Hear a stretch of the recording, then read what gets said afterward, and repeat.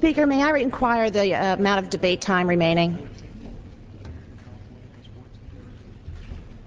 The gentlewoman from Florida has 10 minutes remaining, and the gentlewoman from California has 14 minutes remaining.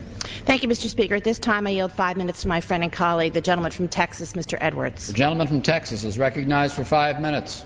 Mr. Speaker, there are two fundamental questions we face in voting on this resolution. First, is it appropriate for Congress to express its views on the escalation of U.S. troops in Iraq? And second, is the escalation the best use of U.S. military forces in our war on terrorism? First, let me say that it is wrong for anyone in this debate to question the patriotism of someone on the other side of that issue. That tactic was tried by Senator Joseph McCarthy in the 1950s. It was wrong then. It is wrong now.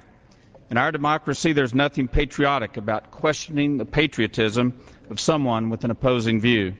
We all love our country, we all support our troops, and we all want to defend America from terrorism.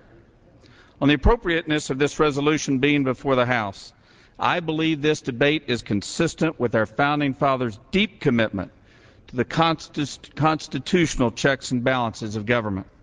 They chose to make the President our Commander-in-Chief of the Armed Forces. At the same time, they chose not to give the President the authority to declare a war or to fund a war. Those solemn responsibilities were given to the Congress in Article 1 of the Constitution. It is noteworthy that on the most solemn act of government, to put citizens into harm's way, our Founding Fathers clearly chose to put in place constitutional checks and balances on the executive branch. This resolution is a proper exercise of that constitutional principle, especially given this war has now lasted longer than America's involvement in World War II, with no end in sight. Blind allegiance to the executive branch is not a constitutional principle. The second question before us is whether the escalation in Iraq is the best use of U.S. military forces in our war on terrorism. After nearly 4 years of combat, two facts are indisputable. First, our servicemen and women have served our nation with courage and professionalism. They and their families have sacrificed above and beyond the call of duty, and I salute them. Second, there have been major mistakes made by policymakers in Washington that have complicated at every step the challenges our troops have faced in Iraq.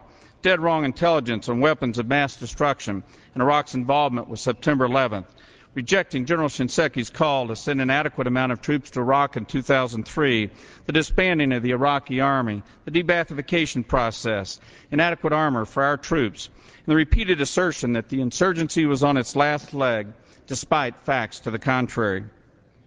Given mistakes made in the build-up to this war and in its management, and the enormity of this issue in terms of lives at risk in our nation's future, it is time for Congress to give a voice to a clear majority of the American people who oppose escalation in Iraq. Since the President has already started the escalation, I personally hope and pray that he is right, and that more U.S. troops in Iraq will lead to long-term stability there. However, in good conscience, I must express my profound concerns with this policy for several reasons. First, I believe until the Iraqi government creates a government that is respected by Sunnis, Shiites, and Kurds, no amount of U.S. forces can stop sectarian violence there in the long run. Second, I want U.S. forces fighting terrorists, not standing on street corners in Baghdad as target practice for Sunnis and Shiites locked into deep-rooted sectarian violence. Third, I believe it is necessary to send a blunt wake-up call to the Iraqi political leaders that America has sacrificed our sons and daughters and hundreds of billions of dollars for their nation, but we will not do so forever for an incompetent government that is rife with corruption and sectarian bias. This is not a test of America's will.